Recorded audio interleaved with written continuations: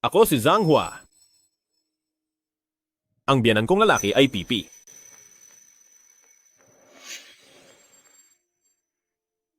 Anong nangyari sa'yo, tatay? Inatake ako sa puso.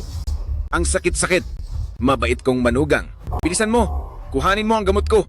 Inatake ka ba sa puso? Kukunin ko ang gamot mo. Sa aming pamilya, ako lang ang nakakarinig ng laman ng puso niya. Inakala ko, nailigtas ko ang aking biyenan na inatake sa puso.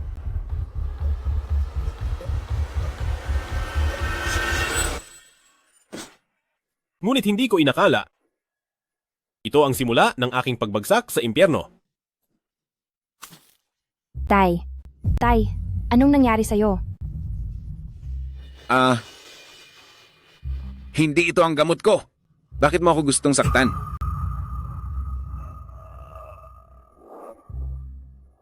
Hindi ito posible. Ito naman talaga ang gamot na iniinom ni tatay araw-araw.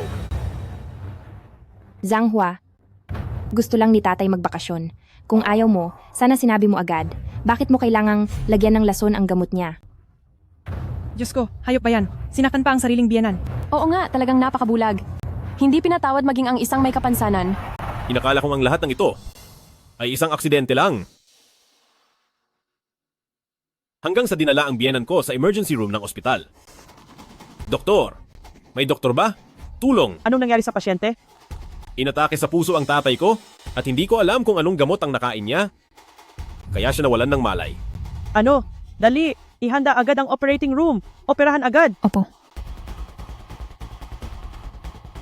Tay, gising ka na. Kumusta ang pakiramdam mo? Ischedule agad ng doktor ang operasyon para sa'yo. Magiging maayos ka lang.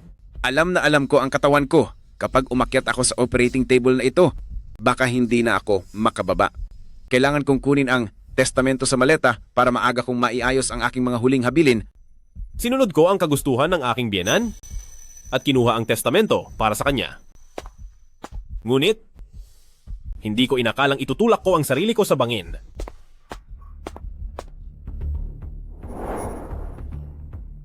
Halikayo, tingnan nyo. Ang taong ito, gustong patayin ang sarili niyang biyenan. Lahat ng ebidensya, nasa dokumentong ito. Ano ang pinagsasasabi mo? Ito ay malinaw na huling testamento ng aking biyenan. Testamento nga. Pero, bakit hindi mo idilat ang mga mata mo? At tingnan kung anong nilalaman nito.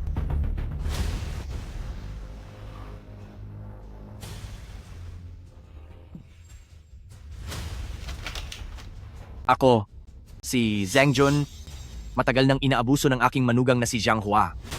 Kung balang araw may mangyaring masama sa akin, ang salarin ay tiyak na si Zhang Hua.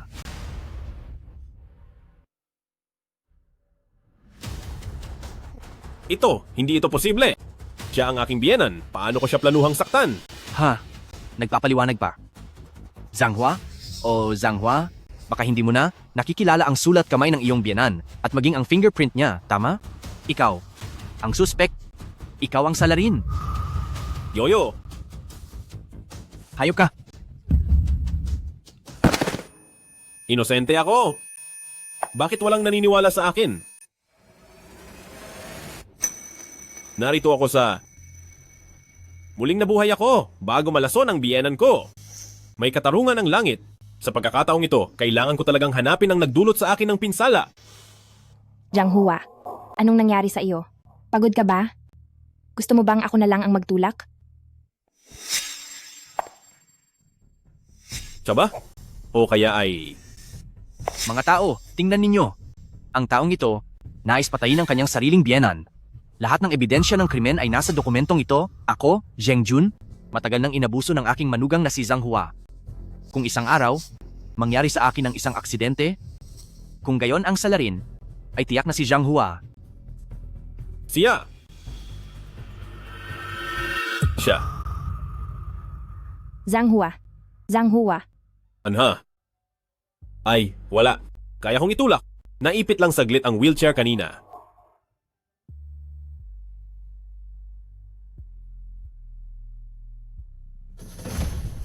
Inataking puso, ang sakit. Mabait na manugang. Bilisan mo at kumuha ka ng gamot.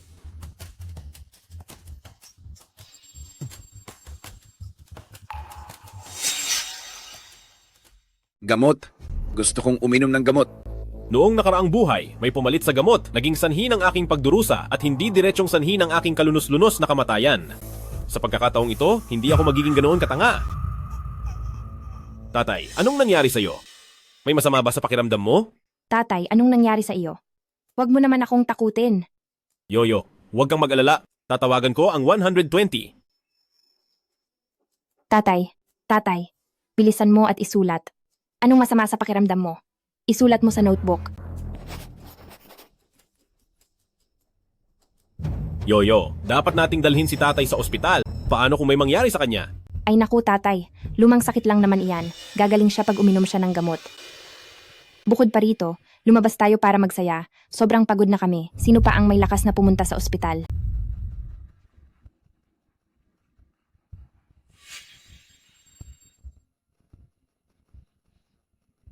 Tatay?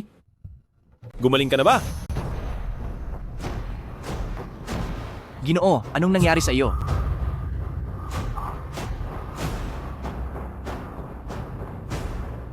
Hindi. May problema ang gamot na ito. Hindi ito para sa sakit sa puso, nitroglycerin. May sadyang nagtatangkang sakta ng matanda.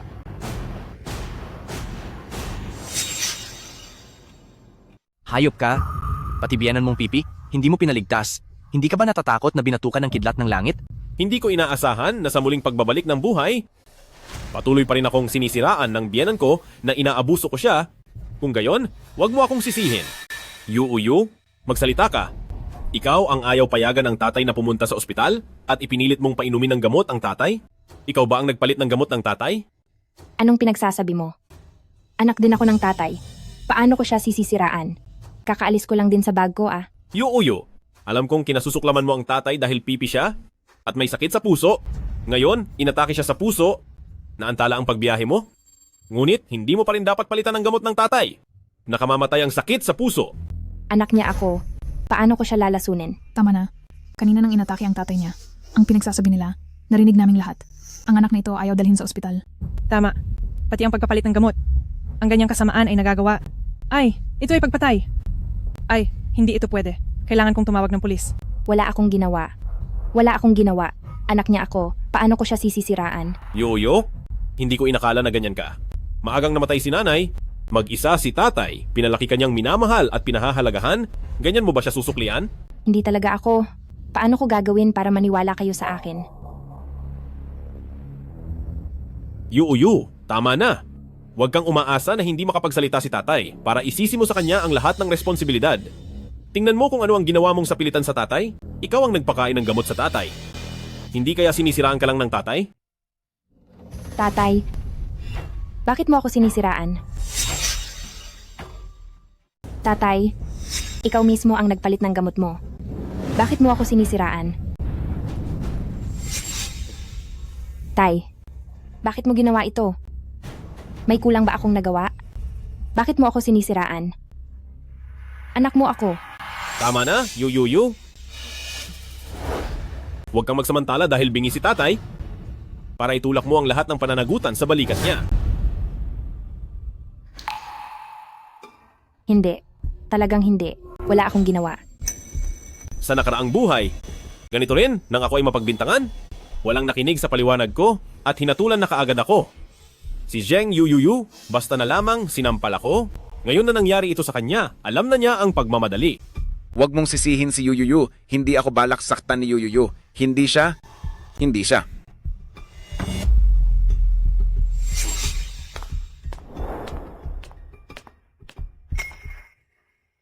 Sino si Zheng Yuyu?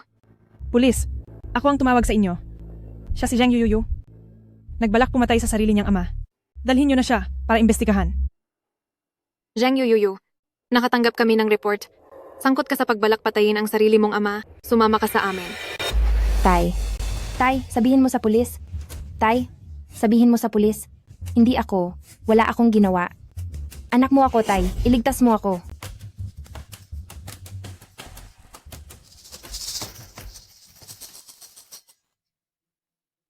Dali, sabihin mo sa pulis. Hindi sinaktan ni Yuyuyu. Dali, ibalik mo si Yuyuyu. Matatakot siya. Tay, ayos lang. Tiyak na malalaman ng pulisya ang katotohanan. At mahahanap ang salarin na nagbalak-saktan ka.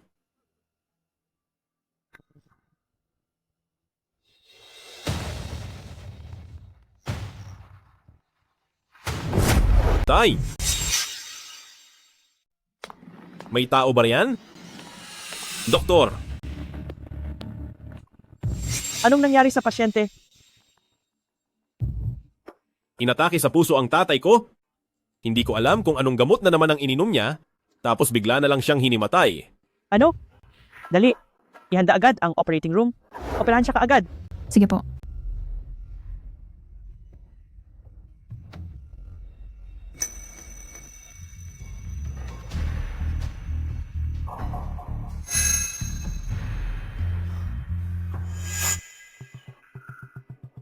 Tay, gising ka na. Kumusta ang pakiramdam mo? Aayusin agad ng doktor ang operasyon para sa iyo. Tiyak na magiging maayos ang lahat. Ang katawan ko, alam ko, kapag umakyat ako sa operating table, baka hindi na ako makababa. Dali, tulungan mo ako. Kunin mo ang testamento sa maleta. Kailangan kong ipamahagi ang aking huling habilin.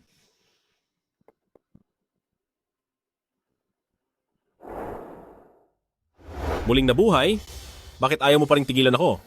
Sa pagkakataong ito, hindi ko nahahayaang maulit pa ang nangyari.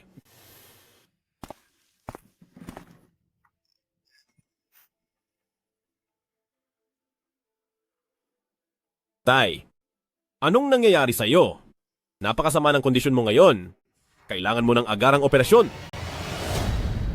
Gusto ko ang testamento. Ang testamento. Ito? Ginoong Zhang? Ginoong Zheng? Mayroon ba kayong gustong sabihin? Ay, may papel at panulat dito. Ginoo, isulat mo na lang ang gusto mong sabihin.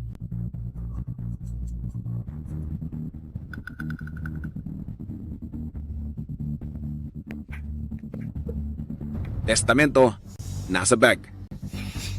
Kaya pala, hindi ko pa rin kayang baguhin ang mangyayari sa nakaraan kong buhay?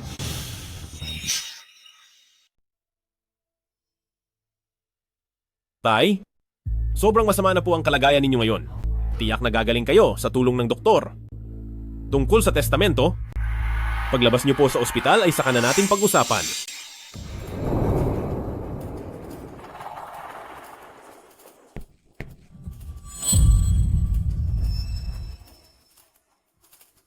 Naku, Ginoong Zhang, tingnan niyo po ang kalagayan ni matandang Ginoong Zheng ngayon. Pagdating sa operating table, hindi pa natin alam kung ano ang mangyayari. Naku, kung mayroong naisang matanda, pakibilisan na po ninyong tuparin. Oo nga. Talagang walang galang ang binatang ito. Ang huling hiling ng matanda, hindi niya pa rin tutuparin. Tama? Baka nga, sa testamento, mayroong lihim. Sige. Huwag kang mag-alala, tatay. Kukunin ko po agad para sa inyo.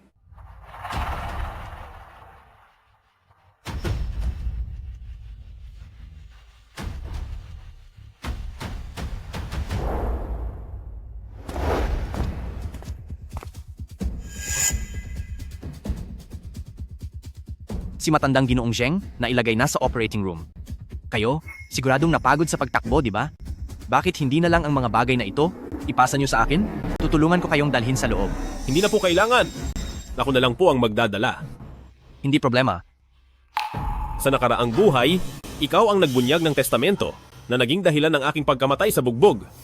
Ngayon, tingnan nga natin, ano talaga ang gusto mong gawin? Hindi problema. Mga kasama, bilisan niyo at tingnan. Ito ang taong ito. Gustong kamkamin ang ari-arian ng biyenan. Hindi lang niya inaabuso ang matanda, kundi gusto pa niyang lasunin at patayin. Nagsisinungaling ka. Bakit ko naman lalasunin at papatayin ang sarili ko? Biyenan? Malinaw na nakasulat dito, sobrang walang respeto ang taong ito. Hindi lang, binubuli niya ang matandang hindi makapagsalita, inaabuso niya ang matanda. Para sa ari-arian, gusto niyang lasunin. Pero hindi mo alam, di ba? Alam na ng matanda dati pa na hindi mo siya papalampasin. Kaya maaga pa lang ay nag-iwan na siya ng ebidensya ng pag-abuso mo at ng tangkang pagpatay mo sa kanya. Ito ay lantad na pagpatay. Wang Kun, hindi ko alam kung bakit lagi mo akong pinupuntirya. Pero sasabihin ko sa'yo, kung patuloy mo akong pagbibintangan ng walang ebidensya, ipapahuli na kita sa pulis. Dito, malinaw na nakasulat, kitang-kita, ano pa ang idadahilan mo? Bakit hindi tayo magpustahan? Ano ang ipupusta? Ipupusta ko na kung mayroon dito ang sinasabi mong mga ebidensya na inaabuso ko ang biyenan ko. Sige, pumusta tayo. Ganoon ka ba kasiguro na nasa loob ang ebidensya na inaabuso ko ang biyenan ko? Pinapaalalahanan kita, Wang Kun? Kung hindi ito ang ebidensya na inaabuso ko ang biyenan ko, pwede kitang kasuhan sa korte. Sa oras na iyon, huwag kang magtataka kung hindi na ako magalang sa iyo. Nandito ang lahat, pakisaksihan ninyo. Malapit ka nang mamatay? Nagagawa mo pa ring magkunwari? Bilib ako sa iyo. Kung mayroon dito, dapat mong aminin sa harap ng lahat na ikaw ay isang ganap na ipokrito. Sige.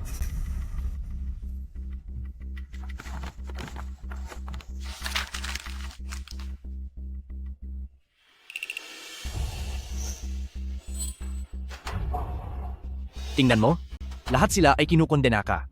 Pinapayuhan kitang mas mabuting sumuko ka na agad at umasa sa mas magaan na parusa. Talaga namang napakawalang alam mo. Gusto mong tingnan kung ano ang hawak mo? Hindi, imposible. Ito ay malinaw na isang suicide note. Bakit naging testamento?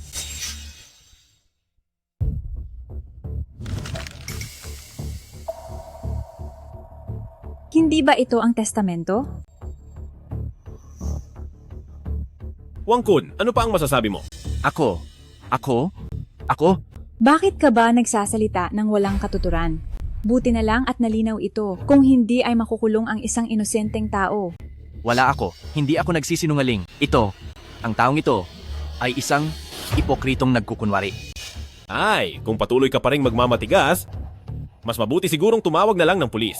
Ay, wag po. Ayaw ipapulis? Hindi kaya siya ay nakonsensiya? Sinasabi ko sa inyo, huwag kayong palilinlang sa taong ito, pwede ba? Talagang hindi ako nagsisinungaling, siya ay isang ipokrito.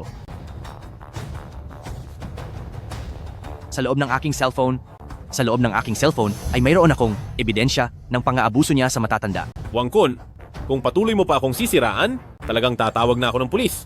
Sige, alam ko na. Sigurado ikaw ang nagpalit ng nilalaman habang kinukuha ang dokumento. Kung ganon, alam mo kung ano ang laman nito dati?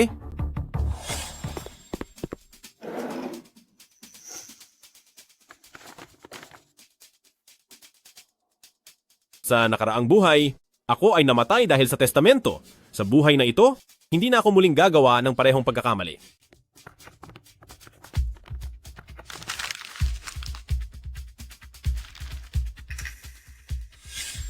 Kung ganon, alam mo ba ang nilalaman? Ang nilalaman? Kaya kasigurado na ako ang lason sa aking biyenan? Ako at ang aking biyenan ay palaging maganda ang relasyon? Bakit ko naman lalasunin siya? At dati, hindi namin kilala si Wang Guide, pero ikaw, Wang Guide, paano mo nalaman ang nilalaman ng testamento? Oo nga. Bakit ipapakita ng matanda ang testamento sa isang taong hindi niya kilala? Tama? Nagsisinungaling itong gabay. Hindi ako nagsisinungaling. Siya ay isang mapagkunwari, nagpapanggap siya. Tama. Sinabi ko na sa cellphone ko, may ebidensya ako laban sa kanya. Mga kaibigan, tingnan ninyo ng mabuti. Ito ang ebidensya ng pang-aabuso niya sa matatanda. Ito na ang ebidensiya ng pang-aabuso niya sa matatanda.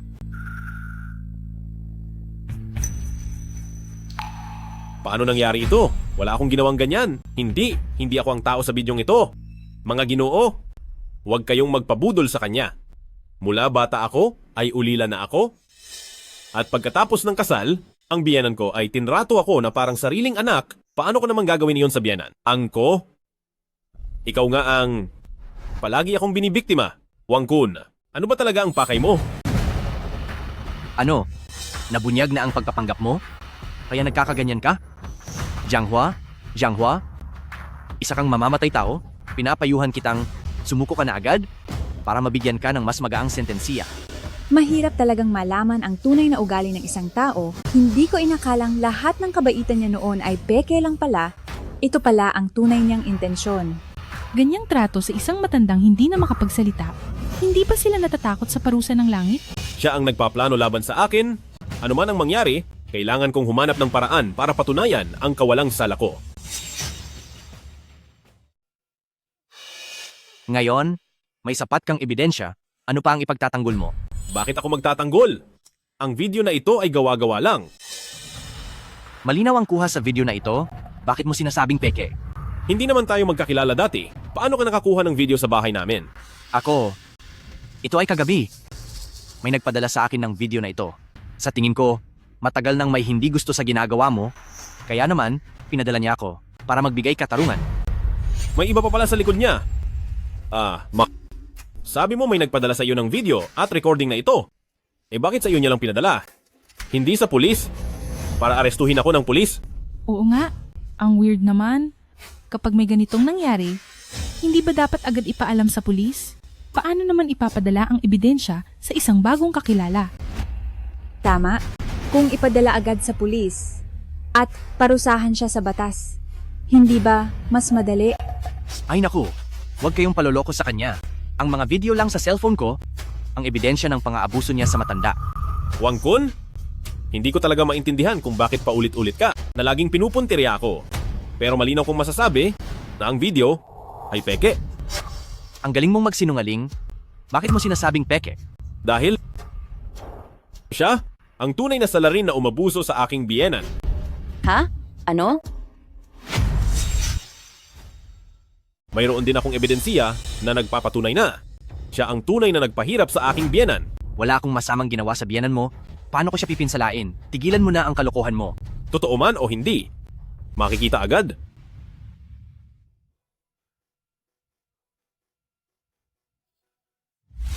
Ginoong Wang, malinaw ang ebidensiya. Ano pa ang masasabi mo? Hindi ko inakala na may twist pa. Kaya nga ba, ang tour guide na ito, siya pala ang may kagagawan? Ito, ang video na ito. Peke ang video na ito. Huwag mo akong siraan. Oh, paano mo naman mapapatunayan na peke ang video na ito? Sa hitsura niya, halata namang nagpapakita siya ng pagkabahala. Kaya nga ba, siya ang nagdirect at nag-arte sa sarili niyang palabas? Hindi ako. Hindi ako. Huwag kayong magsalita ng kung ano-ano. Mga Ginoo, ngayong napakabilis ng teknolohiya, normal lang na gumamit ng AI face swap. Iyon ay isang normal na bagay. Ngunit si Ginoong Wang, walang pakundangan na. Inireklamo ako. Hindi ba't labis-labis na iyon? Peke, ang galing naman ng pagkakagawa. Hindi ko rin naman alam na peke pala ito. Ito ay ipinadala sa akin ng iba. Natatakot din ako. Natatakot na may mangyaring masama sa matanda. Nagmamadali ako. Mabuti ang intensyon ko. Ako ay para sa katarungan, di ba? Talaga? Ang nagpadala ng text message na ito, talagang napakasama ng loob. Buti na lang matalino itong binata, kung hindi ay tapos na ang buhay niya. Oo nga. Napakasama talaga ng taong ito. Wangkun, nang natanggap mo ang text, hindi mo kaagad sinabi sa biyenan ko. At hindi mo rin sinabi sa tunay na anak ng biyenan ko. Ni hindi ka nagsumbong sa polis. Ano ba talaga ang iyong intensyon? Ako. Hindi ba't nagmamadali ako noon? Natakot lang ako na baka sakta ng matanda. Talagang nagulantang lang ako. Kaya hindi ko na masyadong naisip. Pero hindi tama iyan. Bakit mo sinabi na ang sobreng dala ko ay ebidensya na sinasaktan ko ang biyenan ko? At saka, ang sobre na ito, tanging ang pamilya ko lang ang nakakaalam. Paano mo naman nalaman? Nandyan ba ang pamilya ng pasyente? Opo, ako po. Kamusta na ang biyenan ko? Bilisan mo, sumama ka sa akin. Tumanggi ang pasyente sa operasyon at anumang oras ay mapanganib ang kanyang buhay.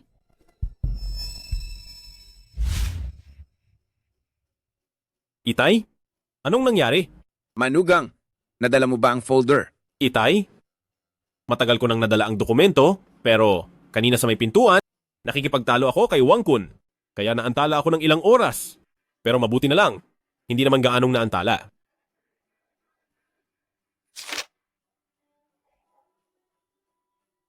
Itay?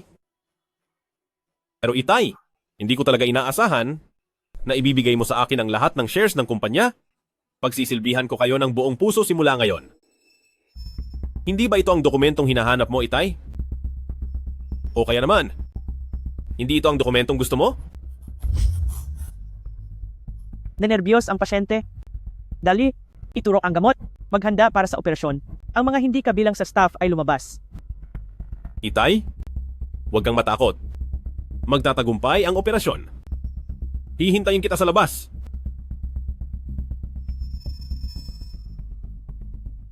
Itay, ibinigay mo na sa akin ang kumpanya? Bakit paglabas mo ay nagbago ang lahat? Tatay, bakit mo ba ito ginagawa?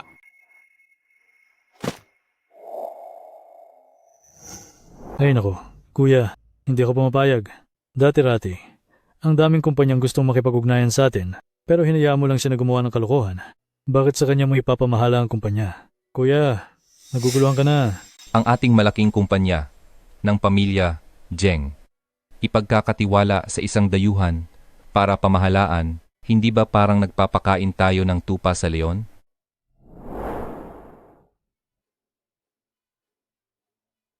Si Ahua ay nag-aral ng negosyo at pamamahala. Kung sa kanya ipagkakatiwala ang kumpanya, tataas ang kita ng 10%. Kayo, sino sa inyo ang makakagawa niyan? Mga walang silbi. Ang alam nyo lang ay maghabol ng babae. Sa tingin nyo ba sa inyo ko ito ibibigay? Tatay, hindi ako sumasang-ayon. Anak mo ako. Kahit ipasa mo ang kumpanya, dapat sa akin mo ibigay. Noong una, pinapasok kita sa kumpanya para matuto ka sa akin. Pero ang ginawa mo lang ay mag-shopping at bumili ng damit. Sinasabi ko sa iyo, kuya, hindi ako pumapayag. Kahit na may kaunti siyang kakayahan. Dayuhan pa rin siya.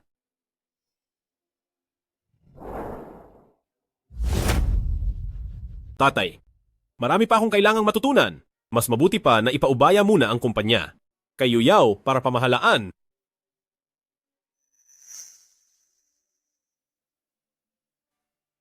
Manahimik ka. Akin ang kumpanya. Kung sino ang gusto kong pagbigyan, siya ang pagbibigyan ko. Binabalaan ko kayo, walang sino man ang magsabi na siya ay dayuhan. Tatay, paano nangyari ito? Napakabait ni tatay sa akin dati. Binigay pa nga sa akin ang kumpanya, bakit biglang nagbago ang lahat? Doktor, ano na ang nangyari kay tatay? Doktor, kumusta na ang aking ama? Naging matagumpay ang muling pagsusuri. Wala nang matinding sakit ang pasyente ngayon. Maraming salamat po, doktor.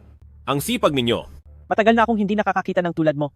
Ang pagtrato mo sa iyong biyenan ay tulad ng pagtrato mo sa sarili mong ama. Siguradong malakas ang inyong ugnayan, hindi ba?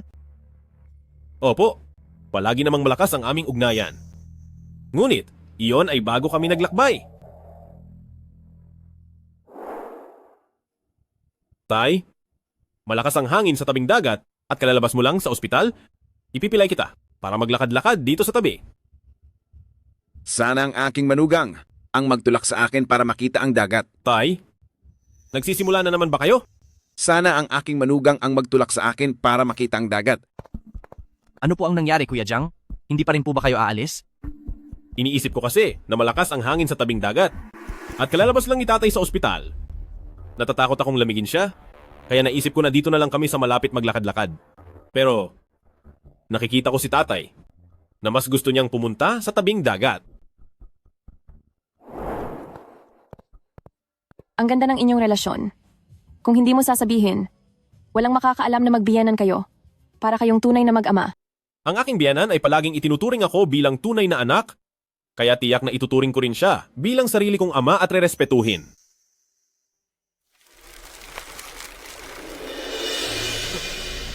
Ahwa, patawarin mo ako anak. Tay, bakit mo ba ako sinasaktan ng ganito? Ano ba talaga ang gusto mong gawin? Gusto mo bang kunin ang buhay ko?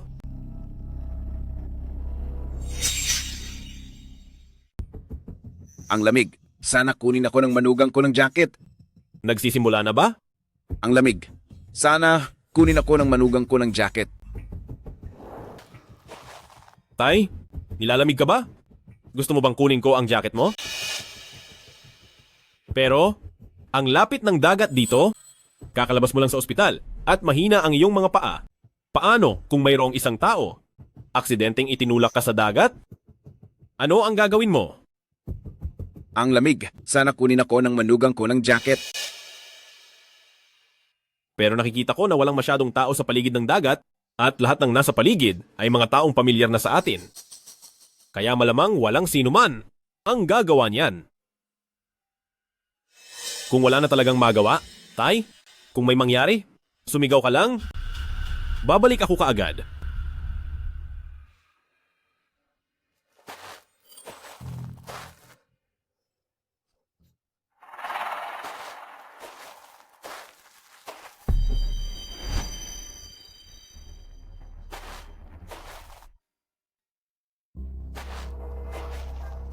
Nagla-livestream ka ba?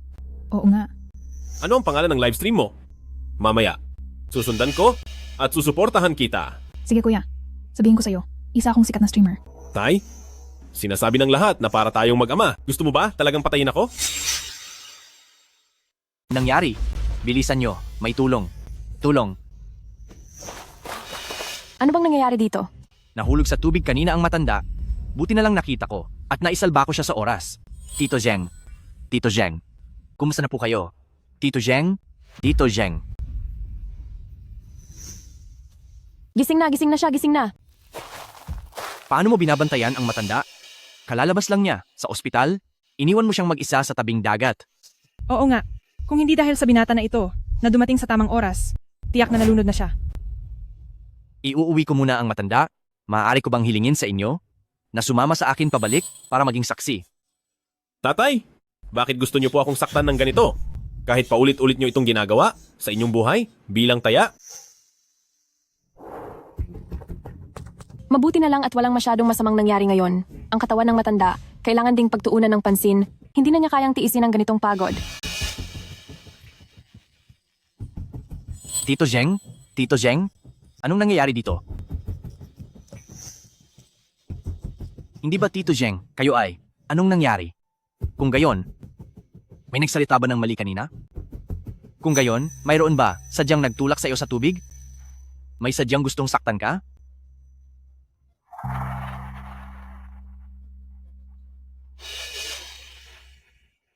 Zhanghua, tama nga ang hinala ko.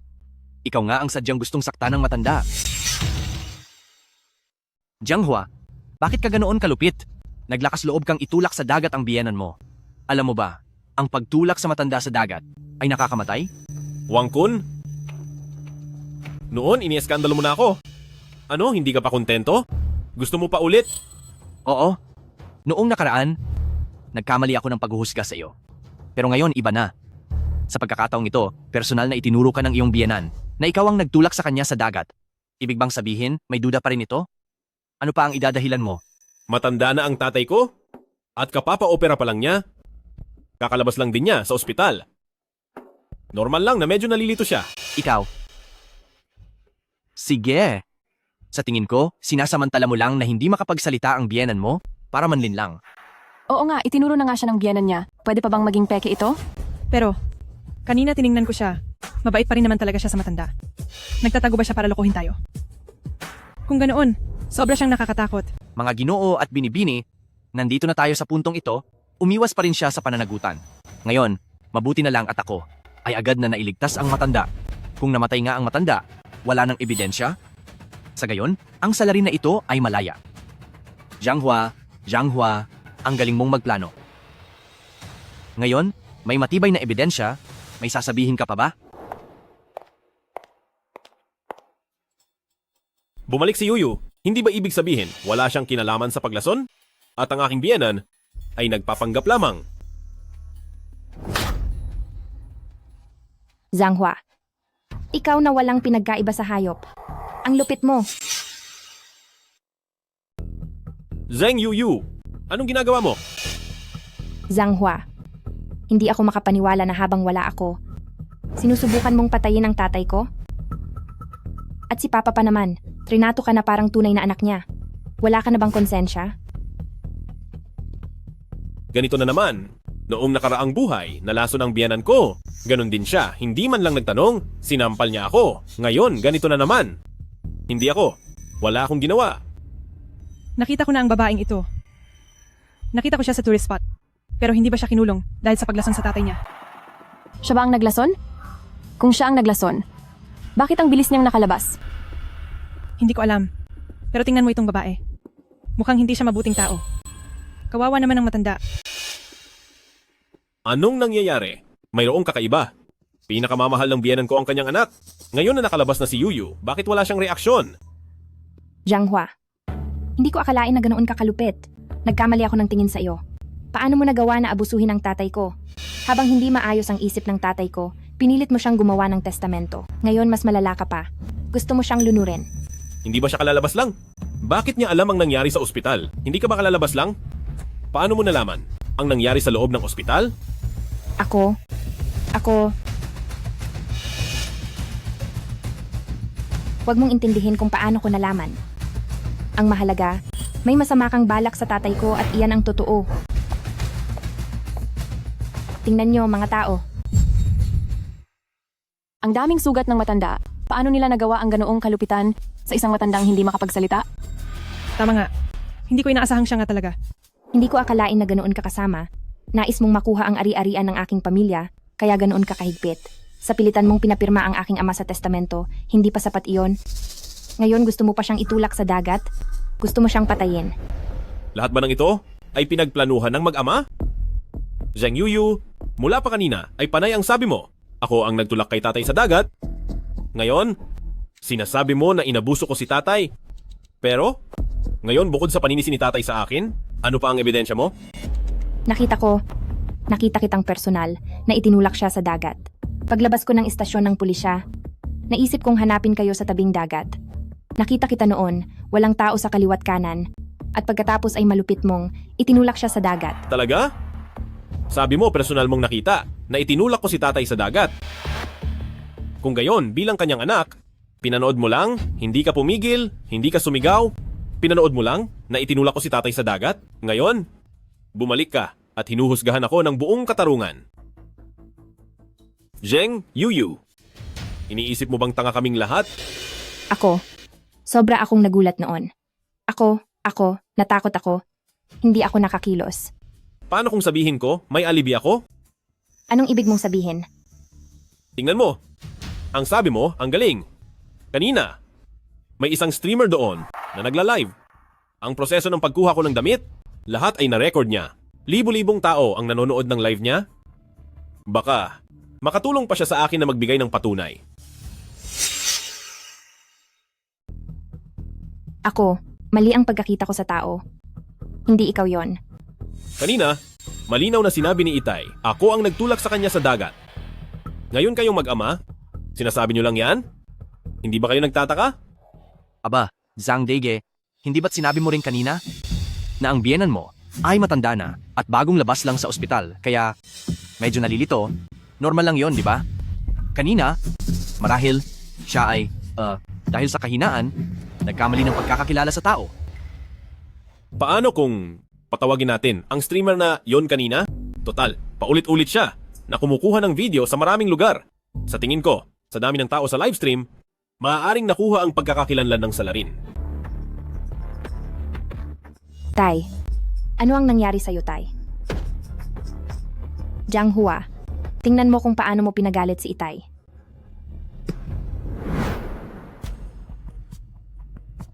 Ano ba talaga ang nangyayari? Bakit si Yuyu kaganapan ang kanyang paglitaw? Bakit si Bienan ipinipilit akong ibintang? Hindi kaya ang lahat ng ito ay pinagplanuhan ni Bienan at ni Yuyu? Pero bakit kaya? At saka, lumabas si Yuyu sa presinto, hindi ba dapat masaya si Bienan? Bakit si Bienan ay walang reaksyon? Ang lahat ng ito, ano ba talaga ang nangyayari?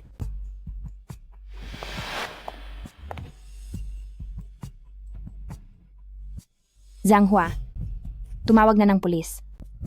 Oo nga, may gustong manakit kay Itay. Halos itulak siya sa dagat.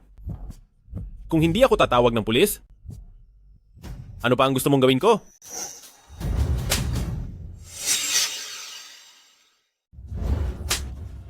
Zheng Yuyu, anong ginagawa mo?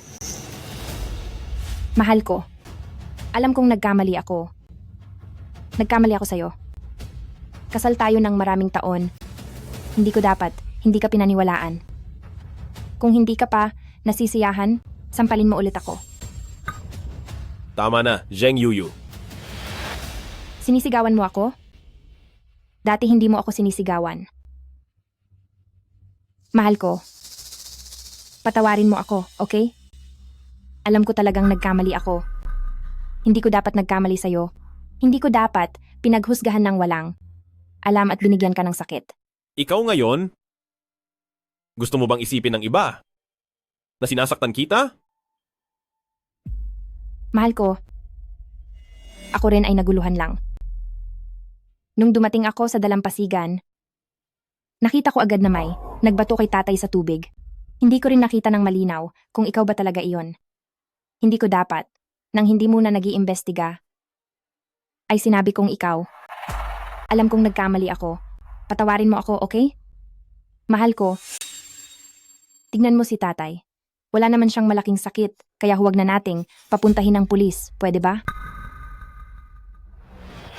Zheng Yuyu, alam mo ba talaga ang ginagawa mo? Halos malunod si tatay, tapos ayaw mong magpulis ako? Ano ba talaga ang kinakatakutan mo? Mahal ko. Anong sinasabi mo? Ano ang kinakatakutan ko? Sa tingin ko lang, mahina ang katawan ni tatay. Pagdating ng pulis, magtatanong sila ng kung ano-ano. Mas makakasama iyon sa kanya. Ganyan ba? Kaya, hayaan lang natin ang may kagagawan na makaligtas sa hustisya, tama ba? Tapos pagbalik, saktan ulit si tatay, ganoon ba? Zheng Yuyu, wala ka bang puso? Walang kwenta.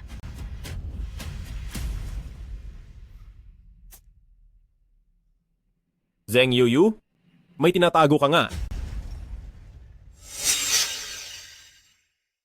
Tatay, ano ba talagang nangyari?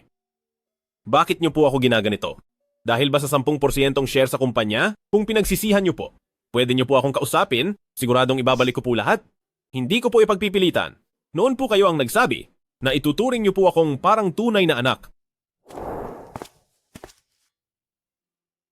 Tay, ano po bang sadya niyo sa akin?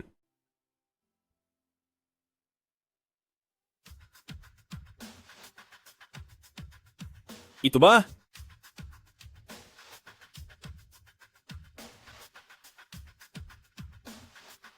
Ito ba?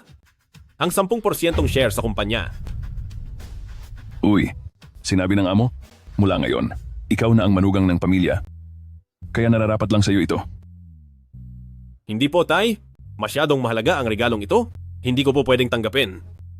Uy, sinabi ulit ng amo, kapag ikaw at ang binibini ay ikinasal na, ikaw na ang manugang ng pamilya, siya ay parang tunay niyang anak.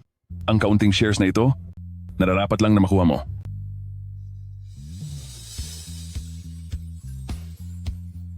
Salamat po, tatay. Sa hinaharap, sisiguraduhin ko po na gagawin ko ang lahat para mapasaya kayo. Tatay, umalulila po ako simula pa pagkabata. Hindi ko po naranasan. Ang init ng isang pamilya. Buong puso ko po kayong itinuring na ama.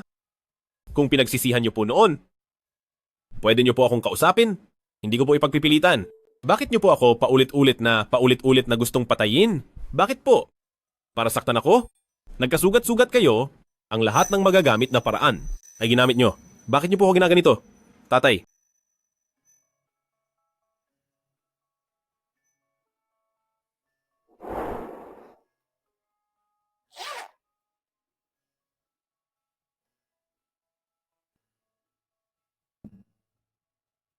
Ang mga walang basehang paratang na ito,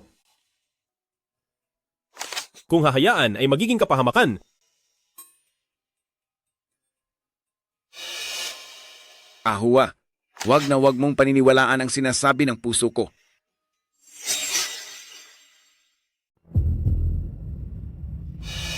Tatay? Sulatin ito ni tatay. Bakit, tatay? Bakit hindi mo ako pinaniwalaan sa iyong damdamin? Hindi ba't lagi mo akong gustong patayin? Ang narinig ko noon, hindi kailanman ang saloobin ni tatay, ito ay peke. Ibig bang sabihin, ang narinig ko, hindi talaga ang saloobin ni tatay? Kung ang saloobin ng biyenan ay peke, bakit pa rin ako ang itinuturo? At sasabihin na ako ang nagtulak sa kanya sa tubig? Ibig bang sabihin, ang pagtuturo ng biyenan sa akin ay hindi para ako isubo?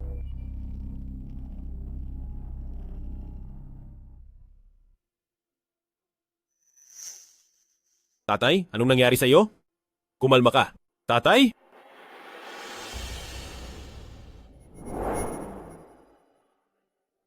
Mag-ingat ka?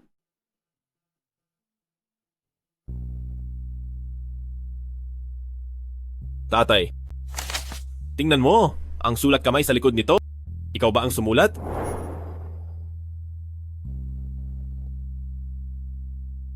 Tatay, may nananakit ba sa iyo? Tatay, tatay, Kilala mo ba ang nanakit sa'yo? Mabuti.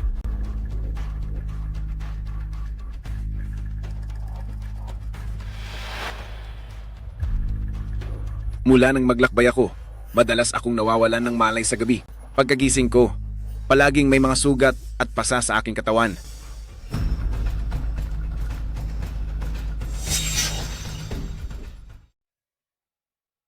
So, every time you were abused, you were unconscious? Dad, don't worry. Write down everything. That happened from the moment we left. Until now. So Dad, at that time, you pointing at me was not to harm me, but what I heard was actually false. But can one's inner voice really be controlled? Dad, did someone use some trick to make you fall asleep, then abuse you, then control your inner voice to frame me so that both of us would die? Sino kaya iyon? Bakit niya ginawa iyon? That I'm not really sure either. But don't worry, Dad.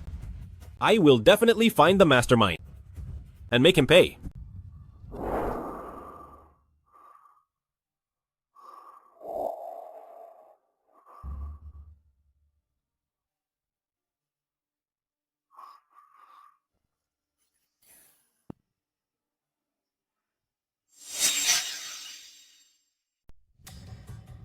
Kung iisipin ko, sa nakaraang buhay, biglang nalaso ng biyenan ko at namatay siya bago ko pa naitanong.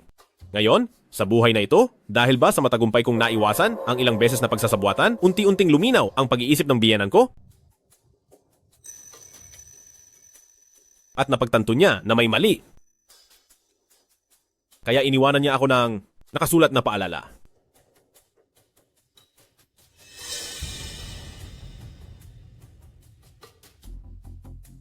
Ginoong Zhanghua, pwede ba tayong lumabas at mag-usap?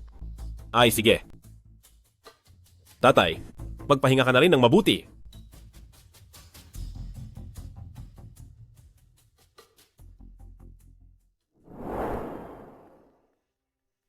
Kaya, yung nagtulak sa biyenan ko sa kapahamakan, may lead na ba? Oo, tama. Nakipag-ugnayan kami sa streamer na iyon. At sakto, nakunan niya ang eksena ng pagkahulog ng matanda sa tubig. May nagpapahamak sa akin. Paano mo nalaman? Nitong mga nakaraang araw, na-ospital ang biyenan ko at pinilit niya akong bumalik sa villa para kunin ang huling habilin. Nang makuha ko ang huling habilin at bumalik ako sa ospital, nagkataon namang nakasalubong ko si Wang Kun. Oo, si Wang Kun, pinigilan niya ako sa pintuan at sinabi na mayroong ebidensya na sinasaktan ko ang biyenan ko, minamaltrato ang biyenan ko. Mabuti na lang noon pagbalik ko, binuksan ko at tiningnan. Pagkatapos ay pinalitan ko ng iba. At iyon ang dinala ko.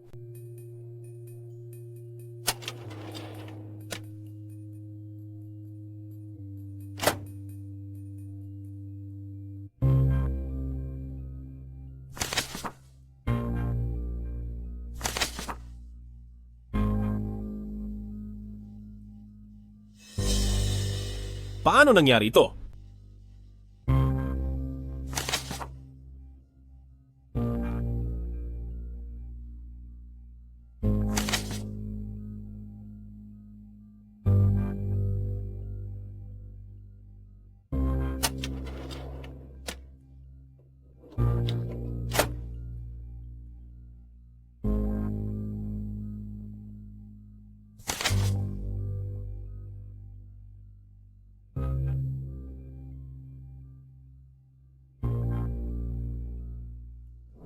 Kung hindi ko iyon pinalitan, siguro hindi nyo na ako nakita ngayon, tulad ng nakaraang buhay. Ginoong Zhang, tinanong na namin si Ginoong Wang. Sabi niya tungkol sa huling habilin. Nakatanggap din siya ng text mula sa ibang tao. At anonymously siyang sinendan ng video mo na minamaltrato mo ang biyenan mo. Nagkamali ng pagkakaintindi. Kaya nangyari ito. Kaya, ngayon may pinaghihinalaan ka na ba? Wala. Noon, naisip ko na ito ay planado ng aking asawa at biyenan. Ngunit kalaunan, naisip kong muli, kung ang gusto lang nila ay ang mga shares, hindi na nila kailangang gumawa ng malaking gulo. Ay oo. ko ang isinulat ng aking biyenan kahapon pagkatapos niyang magising. Napakasakit ng ganyang pangyayari. Tiyak na pananagutin namin ang salarin sa batas. Sa ganitong paraan, simula nang magbiyahe kayo, ang iyong biyanan gabi-gabi ay bigla na lang nahihimatay at inaabuso. Opo, Alam mo ba kung sino ang gumawa niyan? hindi ko rin alam kung sino, pero sigurado ako. Lahat ng ginagawa nila ay para ipainit ang ulo ko. Noong nakaraang beses, nalason ang biyenan ko at nitong pagkakataong ito, ang testamento sa loob ng folder, pati na rin ang pagkahulog ng biyenan ko sa dagat, sa tingin ko, lahat ay posibleng para sa akin.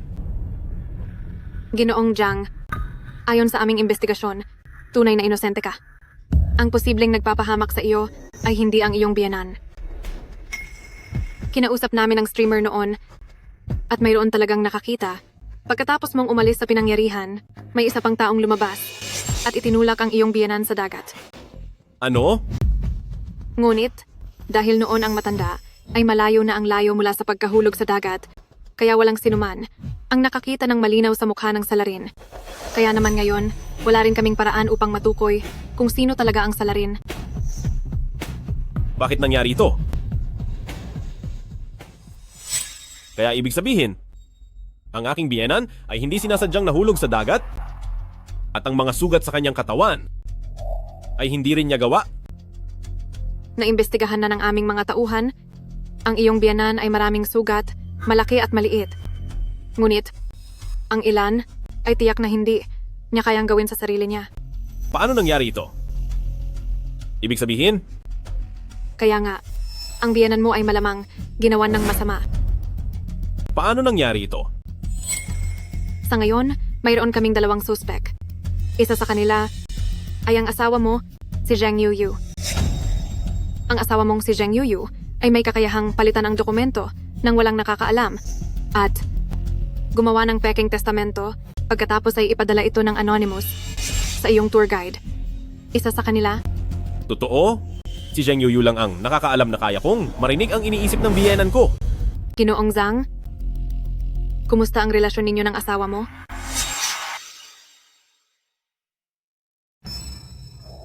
Ang aming relasyon mag-asawa. Dati napakaganda. Noon, hindi niya pinansin ang pagtutol ng kanyang pamilya at mga kaibigan. At buong tapang na pinakasalan. Ako, na nooy mahirap lang. Ngunit kalaunan, matapos kong pamunuan ang kumpanya, parang mga magkalaban na kami. Araw-araw na lang kami nag-aaway. Kung gayon, hindi ba ninyo naisip maghiwalay? Hindi ko naisip maghiwalay. Kahit na hindi na tulad ng dati ang aming relasyon mag-asawa, napakabuti ng aking biyenan sa akin. Malaki ang tiwala niya sa akin. At ipinagkatiwala niya sa akin ang pamamahala ng kumpanya. Ngunit may posibilidad ba, Ginoong Jiang, na ang asawa mo ang gustong makipaghiwalay sa iyo? Ngunit ngayon ay ikaw ang namamahala sa kumpanya. Kaya gusto kanyang pagbintangan at siraan na inabuso mo ang iyong biyanan para mapilitan kang umalis ng walang anuman?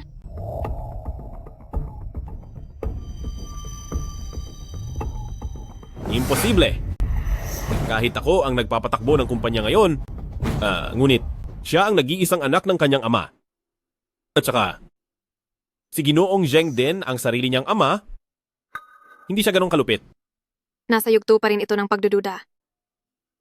Noon, si Binibining Zheng ay pinaghihinalaang nilason ang kanyang ama at dinakip para imbestigahan pero napatunayang hindi siya ang naglason. Bukod pa rito, ayon sa aming investigasyon, wala talaga siyang oras para gawin ang krimen. Oo nga, kung siya talaga ang naglason, siya na sana ang kumuha ng gamot at personal na nagsubo kay Itay. Kung ganoon, sino kaya ang naglason? Kung ganoon ang sinasabi mo, sino naman ang isa pa? Ang pangalawa ay ang iyong tour guide, si Wang Kun. Ang inyong tour guide, si Wang Kun? Siya nga. Talagang nilalabanan niya ako. Noon pinaghihinalaan ko siya. Pero tulad ng sinabi mo, nakakuha rin siya ng anonymous text message. Kaya, binatikos niya ako at sinabihan ng ganyan.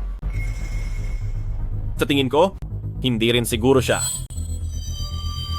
Hindi natin pwedeng isantabi na umaarte siya.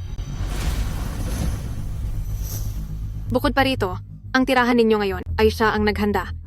Siya ay lubos na may kakayahan, may pagkakataon na makapasok ng palihim sa inyong kwarto para bigyan ng gamot ang iyong biyenan para mawalan ng malay.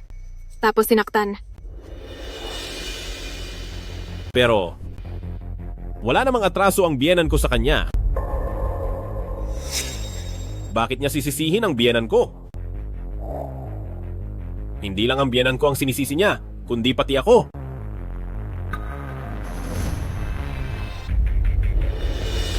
Imposible. Palagi kong dala ang aking bag. Wala siyang pagkakataong mahawakan ang bag ko. Paano niya nailagay ang pekeng huling habilin na iyon? Nang tahimik sa bag ko? Lahat ay nasa yugto pa ng hinala. Gayunpaman, walang motibo si Wangkon para pumatay. At ayon sa aming investigasyon, siya at ikaw ay walang anumang koneksyon. Kung ganon, ibig mong sabihin? Ang isa ay may motibo sa krimen, pero walang oras? Ang isa ay may oras para gawin ang krimen, pero walang motibo? Oo. Pero huwag kayong mag-alala. Patuloy namin itong susundan at iimbestigahan. May paraan ako para mahuli ang salarin.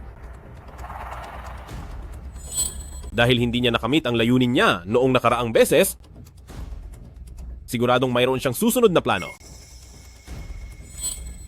Sa halip na hintayin natin ang kanyang susunod na hakbang, mas maganda kung tayo ang gumawa ng aksyon.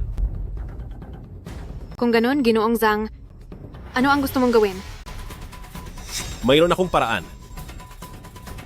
Magagawa natin ito ng ganito.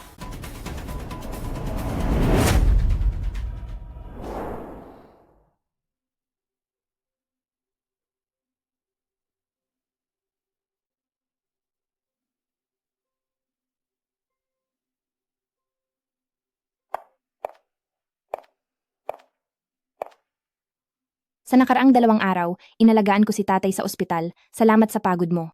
Uminom ka ng gatas at matulog ka ng maaga. Salamat, mahal!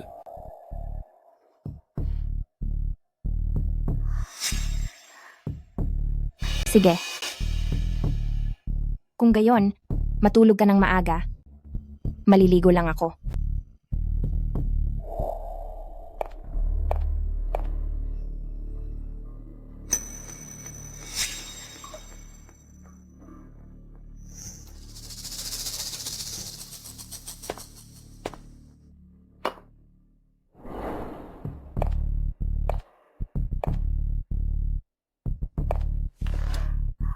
Mahal?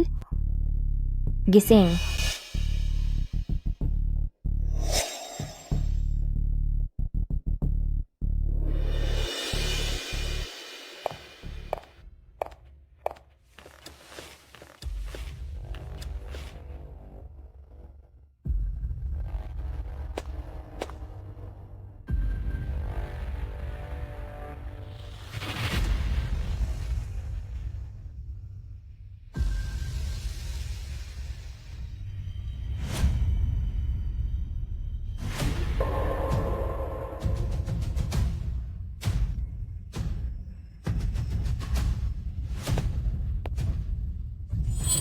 Ano ang ginagawa ninyo?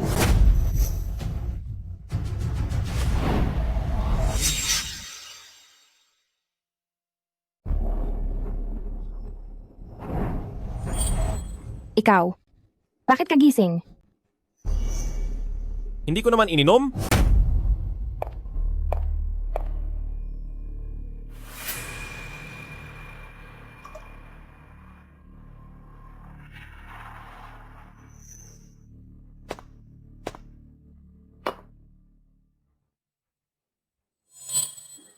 Alam ko nang may problema ka, kaya ang gatas na binigay mo sa akin, hindi ko iinumin.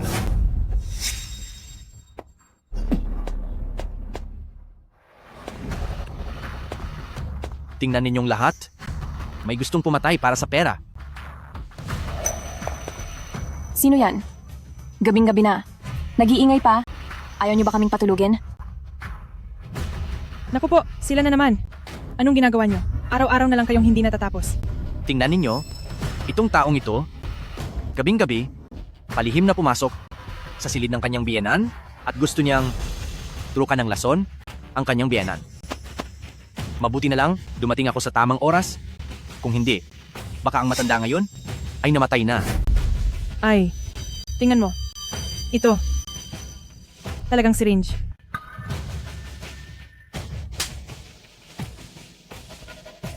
Nakuha mo pa akong saktan? Ano kung sinaktan kita? Bakit?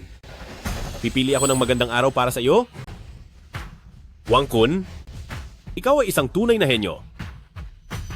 Gabing-gabi, palihim kang pumasok sa silid ng aking biyenan. Gusto mo siyang palihim na, turukan ng hindi kilalang gamot. Ngayon, gusto mo pang isisi sa akin? Ang galing mong ibalik ang paratang. Sige. Nakita niyo na ba? Dahil lang, nahuli ko siyang gumawa ng krimen, hindi lang siya nanakit, gusto pa niyang pagbintangan ako. Mga kaibigan, tulungan niyo naman ako. Bakit? Silang iilang tao na naman. Mula nang dumating sila, hindi na sila tumigil. Oo nga. Araw-gabi ang gulo. Hindi na pinapaayos ang pagpapahinga. Ilang beses na ba ito? Bakit ba laging kinukulit mo ang isang pamilya? Ginulo ba nila ang libingan ng mga ninuno mo? Hoy, ako ang nagsasabi sa inyo. Anong nangyayari sa inyo? Ako at ang matanda ang biktima. Kasalukuyan akong nagtataguyod ng katarungan. Bakit kayo lahat kinakampihan ang walang kwentang taong ito? Sapat na, Wang Kun. Dahil lang sa isang patak ng gamot sa sahig. Gusto mo nang ipahamak ako? Ako ang gustong pumatay sa biyanan ko? Tinuturing mo ba kaming lahat na tanga? Huwag mong isipin kapag nag-udyok ka ng ilang salita. Sasama sa iyo ang lahat at makikipagsapalaran. Tama nga naman. Bakit ang malas naman ng pamilyang ito? At pinagdiskitahan ng ganoong baliw? Tama nga. Maglabas ka ng ebidensya. Ako? Ako ang makakapagpatunay. Noong gabi, palihim na umalis si Zhang Hua, kaya sumunod ako sa kanya dahil sa kuryosidad. Tapos, dumating siya sa kwarto ng tatay ko at gusto pa niyang lihim na turukan ng gamot. Mabuti na lang at nakita ko si Wang Kun, kaya hiniling ko kay Wang Kun na tulungan ako. Oo, tama. Ganyan nga. Zhang Hua? Ngayon, may testigo at ebidensya na gusto mo pa bang baluktutin ang katotohanan? Paano ka pa magpapaliwanag ngayon? Totoo ba yan? Ibig sabihin, nagkamali tayong lahat ng pagtingin sa kanya? Sa tingin ko, hindi. Noong nakaraang beses, nalaglag ang matanda sa tubig. Hindi ba sinabi rin ng babaeng ito na itinulak siya ng manugang? Pero, nagpatawag agad sila ng pulis at nag-imbestiga at walang kinalaman ng manugang. Sa tingin ko, ang sinasabi ng babaeng ito ay hindi rin kapanipaniwala. Nagsisinungaling kayo. Bakit ayaw ninyong maniwala sa akin? Gusto lang niyang kunin ang ari-arian ng aming pamilya. Kaya gusto niyang patayin ang tatay ko. Ay tingnan ninyo. Tingnan ninyo. Nagising ang matanda. Tatay, gising ka na. Bilisan mo at sabihin mo sa kanila na gusto kang saktan ni Zhang Hua. Ako at si Wang Kun ang nagligtas sa'yo. Tatay, magsalita ka na, tatay.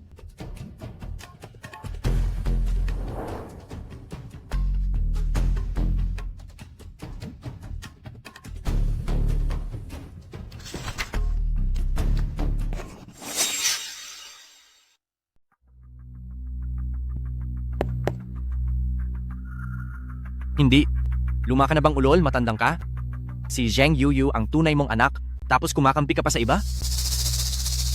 Itay, anong pinagsasabi mo? Hindi si Zhang Hua ang may kasalanan sa iyo. Ako kaya? Alam ko na. May bumanta sa iyo, kaya ayaw mong magsabi ng totoo, di ba? Huwag kang matakot, marami tayo rito. Dali, sabihin mo. Sabihin mo, siya ba ang may gawa sa iyo? Sabihin mo. Tama na. Sinasabi ko sa inyo, tumawag na ako ng pulis. Parating na sila. Naglakas loob kang tumawag ng pulis? Anong ikakatakot ko? Kayo ay nagsama para ako ay saktan? Gusto niyo akong patayin? Siyempre, kailangan kong tawagin ng pulis para tulungan akong magkaroon ng katarungan. Zhanghua, Jianghua, hindi ko kayo kilala? Bakit ko gagawin ang isang bagay na labag sa batas? Anong mapapala ko? Baliw ba ako? Oo nga, Jianghua. Kahit magsinungaling ka, may limitasyon din, di ba? Paano ko naman makakasama ang isang estranghero para saktan ang sarili kong ama? Kasi matagal na kayong magkakilala at matagal na kayong magkasabwat.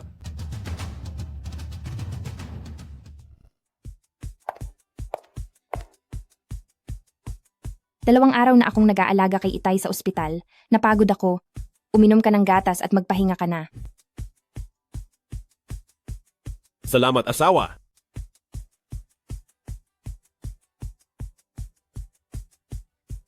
Sige. Kapag tapos ka ng uminom, magpahinga ka na. Maliligo muna ako.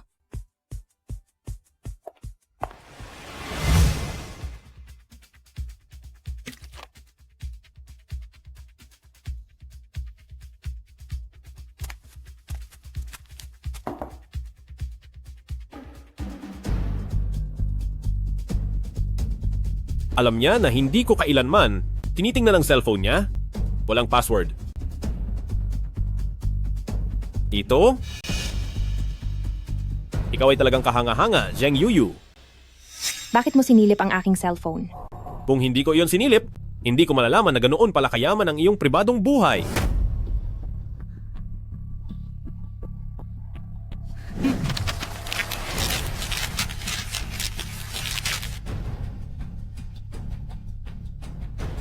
Ang dalawang ito ay matagal na talagang nagkakasundo. Diyos ko, tingnan mo ang mga chat na ito. Nakakahiya talaga. Huwag na kayong tumingin. Huwag na kayong tumingin. Huwag na kayong lahat tumingin. Ano pang sasabihin nyo? Ang lahat ng screenshot ng chat dito, malinaw na nakatala. Ang lahat ng plano na binalak nyo, pati na itong paglalakbay na ito, ay bahagi rin ng plano nyo. At itong si Wang Kun, hindi siya tour guide, isa siyang psychiatrist.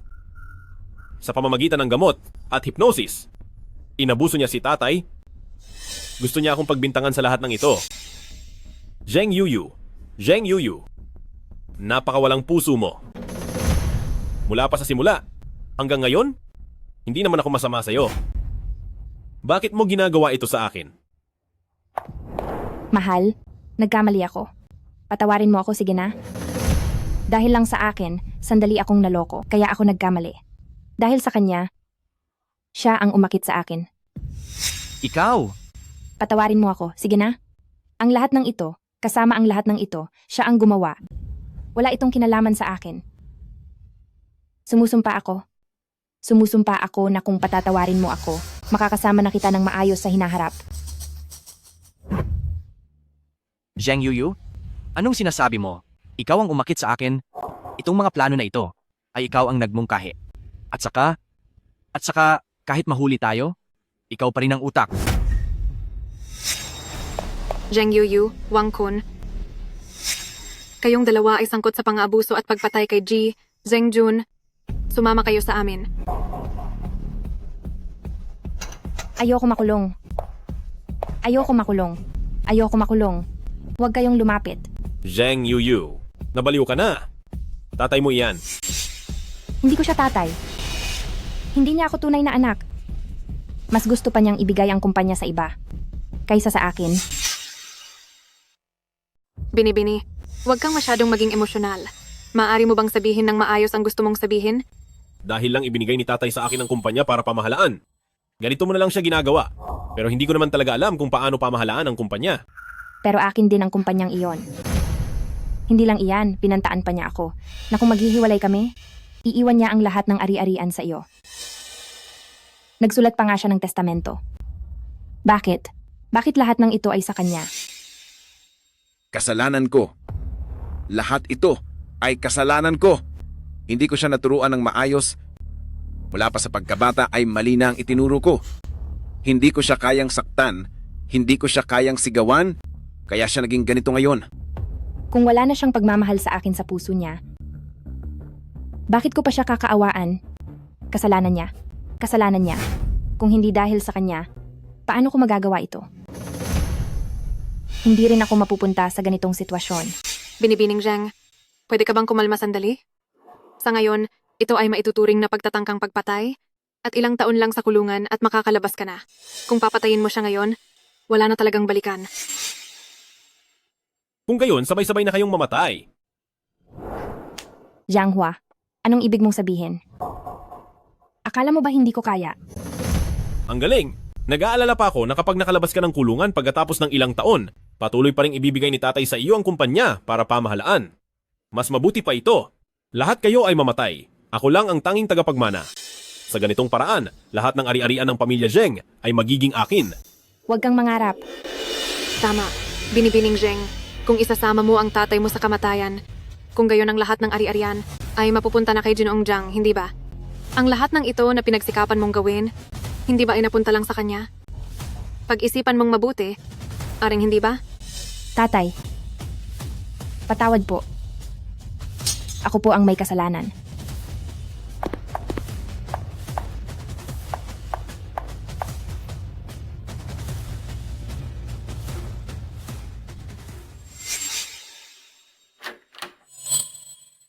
Ginoo, gising na po kayo? Hinahanap niyo po ba ang inyong manugang? Tumawag po siya sa akin at sinabing, nag-iwan siya ng sulat para sa inyo at umalis na po siya. Ito po ang sulat.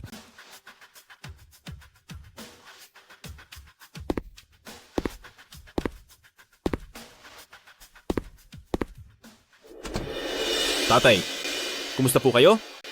Paumanhin po, dahil sa akin, nagkalamat ang inyong relasyon bilang mag-ama. Naniniwala ako na si Yuyu ay naimpluwensyahan palang ng kayamanan at galit. Pagkalabas niya sa bilangguan, tiyak na magbabago siya at magsisimulang muli.